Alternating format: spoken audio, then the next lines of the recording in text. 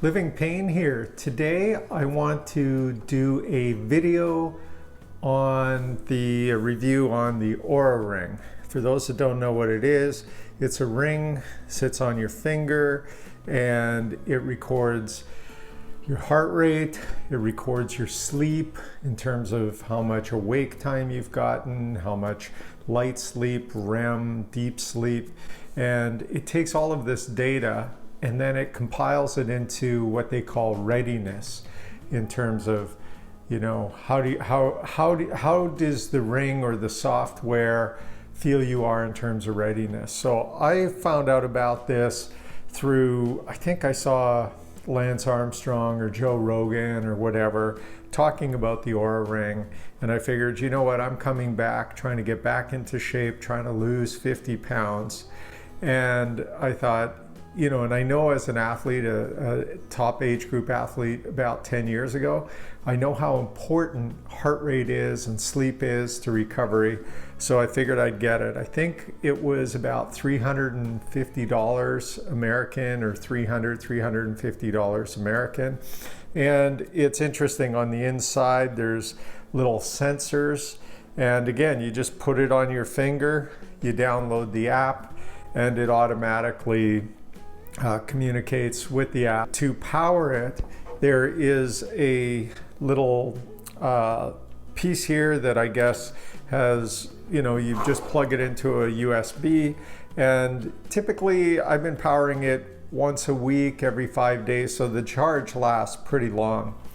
In terms of my experience with it, I've had an opportunity to play around with it, to see the results, learn more about the app, because there's a lot in the app. So let me go through right now what data that you get off of this ring. Okay, let's go through what's on the app from the Oura Ring, the data that it collects. So right off the bat, this is the home screen, and you can see the activity goal progress. Right now I'm 77 calories into my goal being 600 calories. So it keeps track of your activity and how many calories you're burning. I actually find the Oura Ring is more accurate than anything that I've gotten before to keep track of calories. The other apps that I'm using seem to be more generous in terms of how many calories you've burnt, where I find the Oura Ring is less generous and probably a little bit more accurate. Then it also lets you know readiness, in terms of how am I feeling for the day. It's saying my resting heart rate for the past week has been good, and it's recovered well, and I've been a good job balancing workout and rest. Then it also gives you a little bit on your sleep. So for me, I had 8 hours and 6 minutes of sleep yesterday, and I averaged, my low heart rate was 42 beats per minute. So now let's deep dive into what all these mean. So on the bottom, you'll see a little icon that says readiness. And up here, it really keeps track of your heart rate. As athletes know, it was always smart to take your resting heart rate every morning, because if you saw any major swings in your heart rate, that was your body telling you that there's something that's not 100% right, and to take it easy. So you could see today my resting heart rate was 42, yesterday 42. It's pretty consistent, jumped up to 45.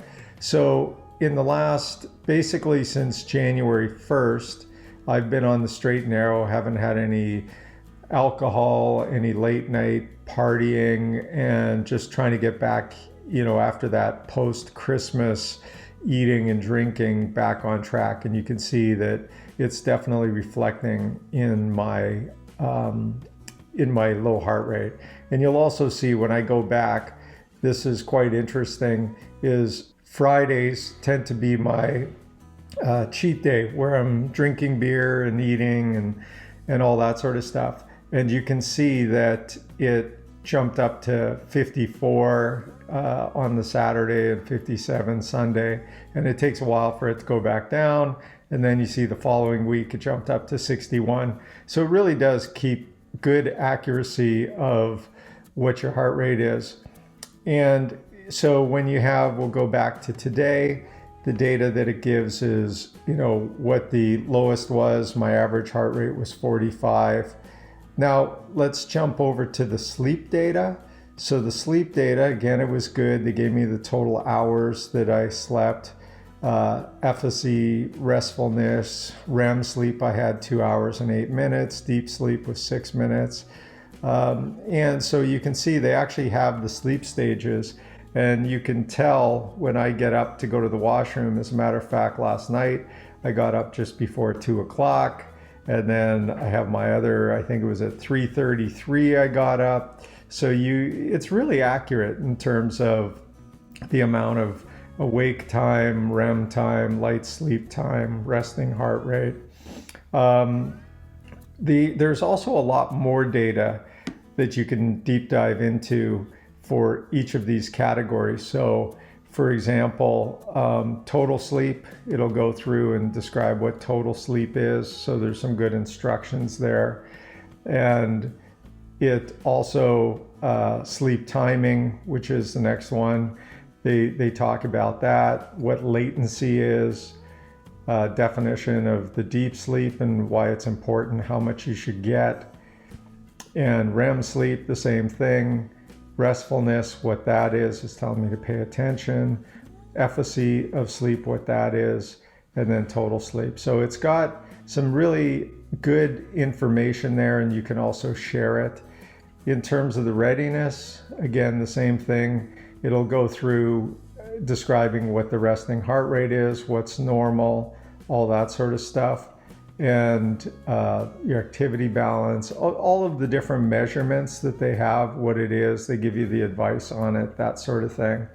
And I find it really helpful.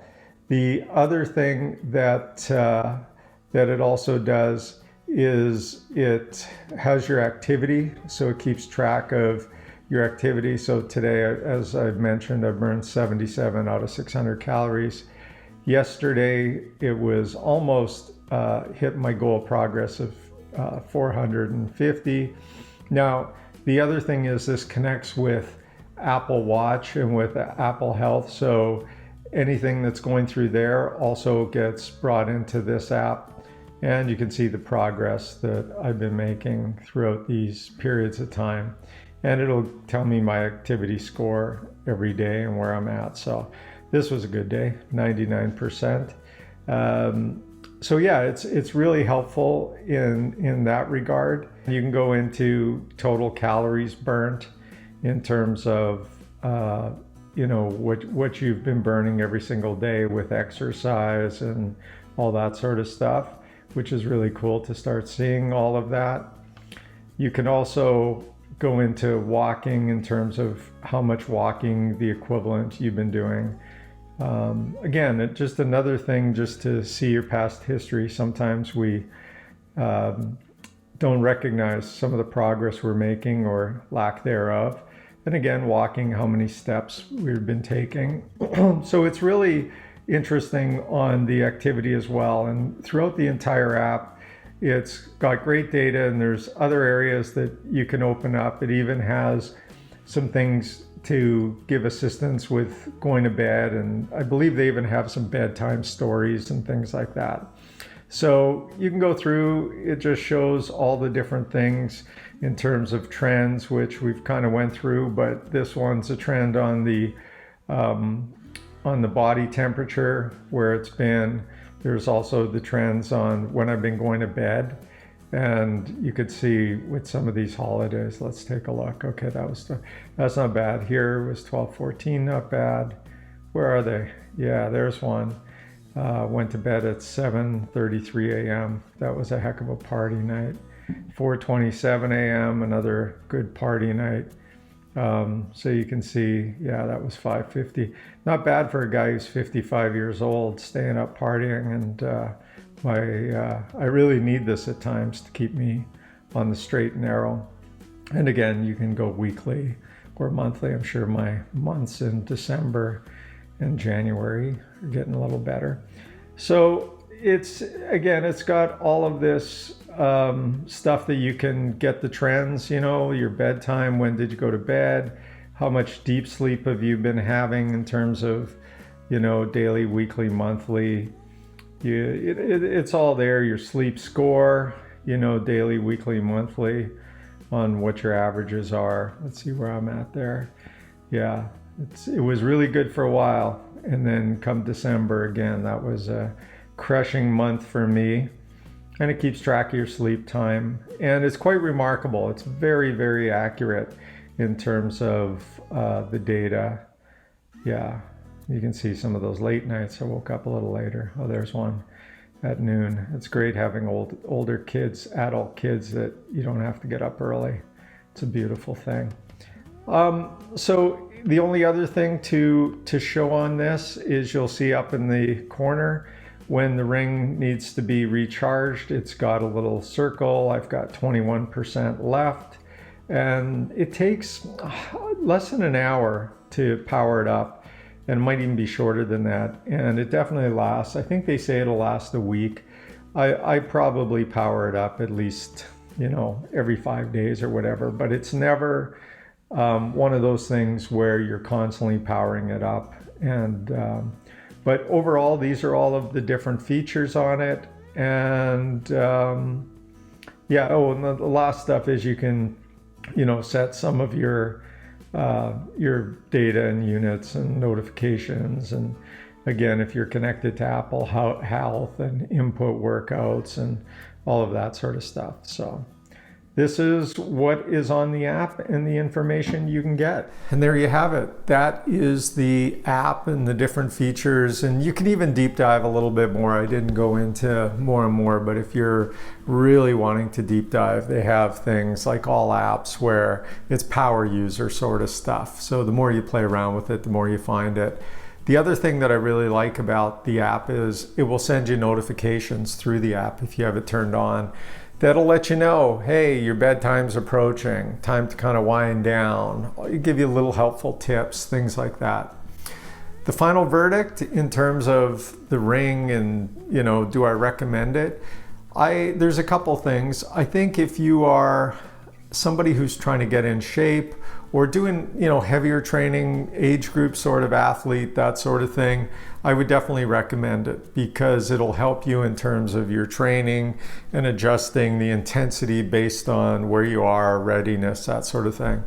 The other is just anybody that is really interested on how much sleep they're getting. Are they getting enough sleep? That could be an issue that they're not even working out. That doesn't matter to them, but just, you know, sleep and just overall health. So based on that, I would say that it would work for all people. I find myself, I wake up every morning, I check it, it's become a habit for me, and I find it helpful, interesting. Is it a must-have? Of course not. What's a must-have? But is it a nice / great to have? Absolutely. So that's my review on the Oura Ring. Hope you find it helpful. Over and out, living Payne.